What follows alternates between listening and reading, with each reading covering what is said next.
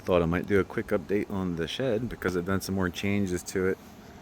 So the solar panel setup hasn't changed a bit. Being a plastic shed, I was originally going to put solar panels on the roof, but I decided against it just after the warning of other people.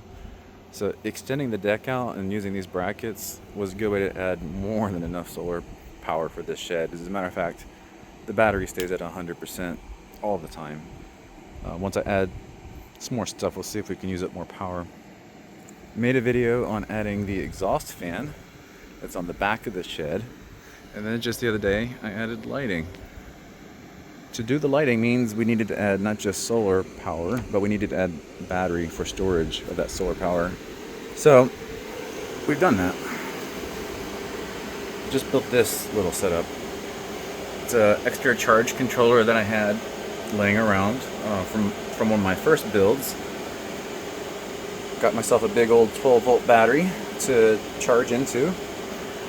This is where the solar's coming in, and that's the cutoff for it. That's where the battery's coming in, the cutoff for it. If you remember before, the exhaust fan up here was running directly off of a solar panel because it has a voltage regulator controlling its voltage. So I don't need a battery or a charge controller. Whenever the sun comes up, it ran the fan. But what I decided to do was up the game and have the fan running all the time during the day, even when there's shade, and during the night based on temperature. So that's where this comes in. This is a temperature controlled relay, and I have chosen to turn on the fans whenever it's more than 89.5 degrees in here. So that kicks on, and I added another fan because I'm trying to get this as cool as possible. And the fact that I'm in here right now and I'm not dying, it's actually working really, really well. Because before, you couldn't even walk in here for a second. So actually it's cool enough in here now that I could put more batteries and more inverters and actually put the house's solar stuff in here. But I don't know if I want to do that because obviously it's being used for storage and we're running out of storage. So let's talk about the exhausts, right? It's coming out. It's creating negative pressure. It was pulling the air in from here, but this fan is also pushing air out.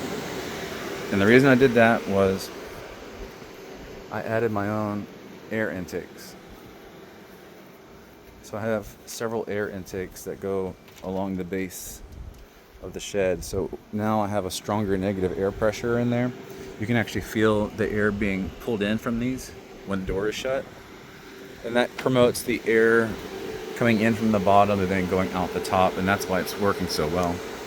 And the reason I went with the big battery and the 12 volt is because as the backyard gets finished, I got more solar panel stuff to build.